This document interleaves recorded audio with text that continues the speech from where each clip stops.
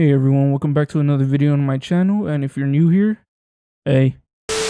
Alright, so today we're going to be switching over to Unity for the first time on my channel. As I've said in the first ever video that I've made, I have experience with both Unreal Engine and Unity. So Unity I'd say maybe a year's worth of experience more than I do in Unreal Engine, so I'm pretty familiar with Unity. I haven't used it in a couple months just because I've been practicing Unreal Engine, but I'm still pretty familiar with Unity. And today I'm going to be showing a project that I worked on, I want to say almost a year ago now. This was one of the ones that was pretty early on whenever I was learning Unity. But what this game is, it's kind of like a Minecraft type game. Let me show what it does. So as you can see, we spawn into some island that is the cactuses and stuff like that are randomly generated. So there's that little zombie over there. We have a bed. This is just because this is just where I placed it for right now to test it. But yeah, we have a bed. We have a day and night cycle. We have a crafting table, and then we have an inventory. There's more stuff to show, but that's most of the functionality. We also do have I also do have a building system that hasn't been, that I never completely implemented because I wanted to make like a crafting table, but a building table, kind of like in the forest or Valheim, stuff like that. I think Valheim has that, if I remember.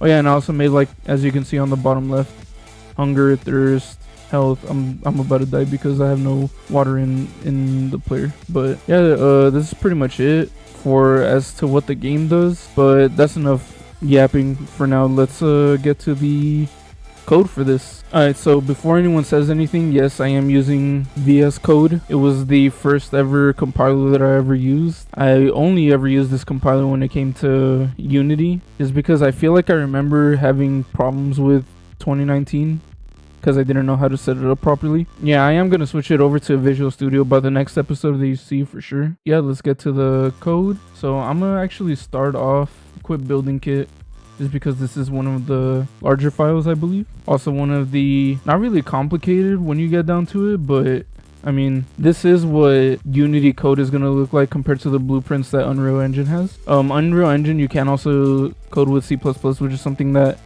I've started using a lot more because, in school I'm learning C++, so I wanted to implement that into making video games on Unreal Engine as well. But yeah, we just have all of our variables, but yeah, so here in the awake, we're getting our camera and we are getting the script, which is what the instance equals this is. And then for start, we are just making sure that we get our game object type of building window, which is just a little UI thing. That's pretty much all it is, making sure that we could get to it. For this first line on attack input, all we're doing is making sure that we have a recipe, or we're making sure that the recipe isn't empty, the building preview isn't empty, and if we can't place, then we just exit this function. This is all that's checking is. I said that really wrong. So if we don't have a current recipe, if we don't have a current building preview, and if we can't place anything down,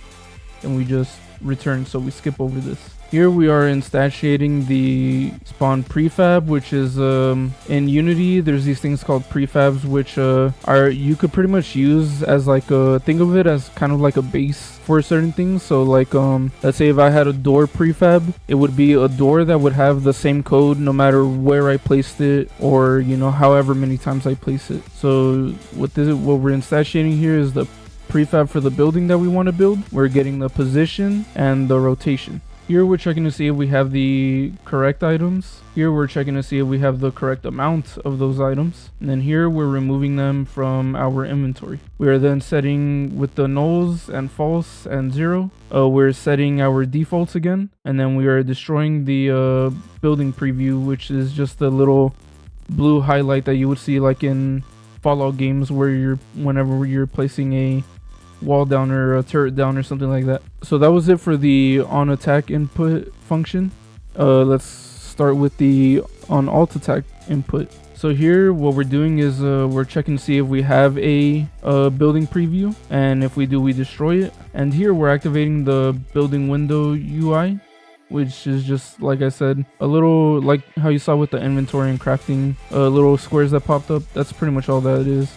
And then we are setting the player's cursor to be true, so that way we can actually see it and be able to move it around and click around, because otherwise it would just be locked to move our camera like when you move around in a video game. But yeah, that's pretty much it for this. Let's get started on the set new building recipe. So here, pretty self-explanatory. We're just setting the new building recipe.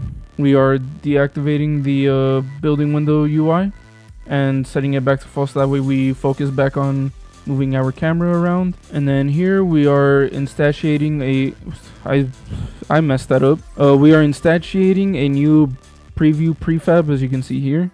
I think what I did is that once you place it down, if you have the correct amount of, if you still have enough to make another building, we keep it the same. But what this one does is if we don't have enough, it turns it to red pretty much, which just lets the player know that they don't have enough materials to build it. Now for the update, which is one of the most important functions when it comes to Unity, because you definitely don't want to put everything in here, because update is, if you use Unreal Engine, it's like event tick, where the more you put in, the more that's running while the game is running, which is what update is pretty much. Update runs at every frame, just like event tick does. There is another one that is called fixed update, which pretty much runs at every other tick. There are certain things that you could do on it. I mean, it really comes down to preference when it comes to fixed update. For the most part, I've only ever used update. There are like maybe a handful of times where I've used fixed update, but yeah, you never want to put too much in update. So what this update is doing is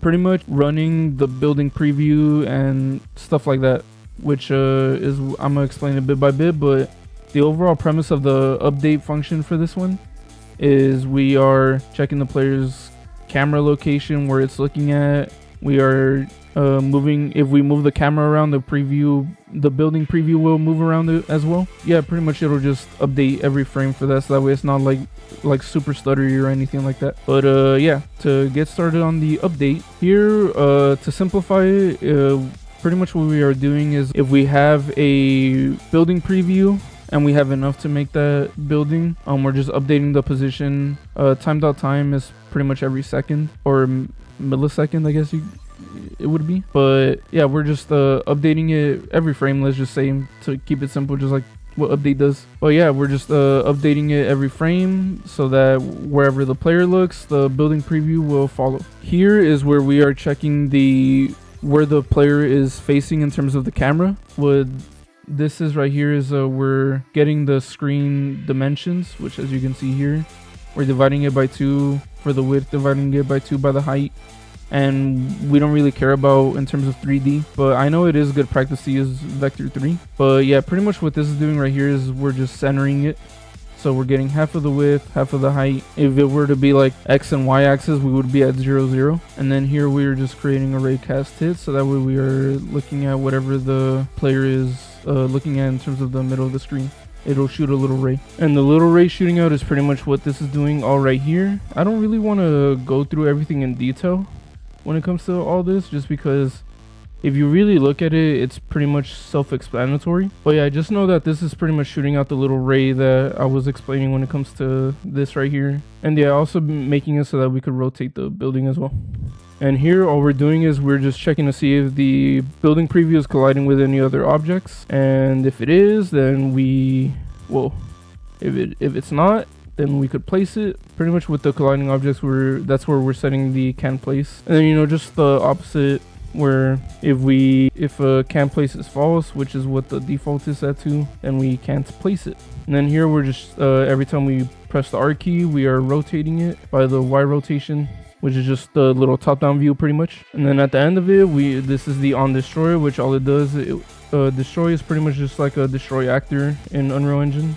But here in Unity, you could destroy anything really. But yeah, that's it for this one. Let's get to the next script, which I'm going to make equip manager. Okay, so this pretty much just manages the equipment, as you could probably guess for yourself. So for attack input, what we are doing in this function right here is that we're pretty much just checking to see if the player has hit the attack input, and we're also checking to see if we have anything equipped, and that we could look around so if the player controller instance toggle cursor is true, then we won't be able to use the attack input, which is pretty much what both of these are doing. But yeah, what this script in general is doing is just checking to see if we have anything equipped in our hand, and it also manages the equipping of the weapon / tool and unequipping of the weapon / tool, which is what you could see here when it comes to equip new.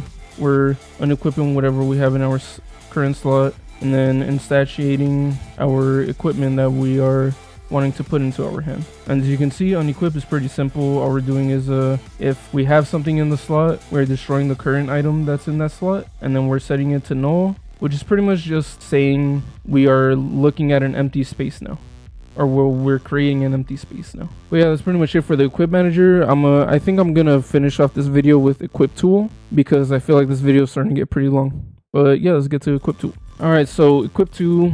So here is our attack input, which is pretty much just checking if we're not attacking at first. We set attack to true, we set our animation, and then we're invoking a function, which is just a more efficient way of calling a function. Pretty much what this is inside of the actual animation, it's kind of like an Unreal Engine where you have notifies, or I think it's notifies. But yeah, this is pretty much just a notify that we're calling. Pretty simple function here on can attack, just making sure that we could attack. And then finally, for the last function on hit, once again we are getting the screen, the middle of the screen, making a raycast hit, so we could check to see if we hit anything. Here we're pretty much just checking for our variables to be true, and we are checking to see what the attack distance is, so that we can attack someone that's like 1,000 meters away. If it is for instance, let's say tree, and we could gather a resource and can also drop us a resource, which is just a check that I made just to make sure that we're not getting resources from grass or something like that. But if it does do that, we're pretty much just, as you can see, gathering the resource. If it's something that we could deal damage to, pretty much the same thing as this if statement, but this one we're checking damageable, which will be seen in another script that we will do in the next video. But yeah, if it is something that's damageable, then we take damage by the damage amount that we have set, which is going to be in another script. So yeah, that's pretty much it for this video. As you can see, Unity, well, C# in general, it looks super complicated, but I promise you it isn't once you get down the basics. The amount of times that you're going to use, like let's say for instance raycast, is going to be a lot depending on the type of game that you're making. If you're making a first person, it's you don't really have to memorize, but just remember how to start it off, and from there it's kind of like doing a math problem where as long as you remember the beginning step, you're going to be able to figure out the rest of it. But yeah, anyways, that's pretty much it. Make sure to leave a like, a comment if you like the video as well, and also subscribe, please. But yeah, that's it for now. Thank you for watching, and bye.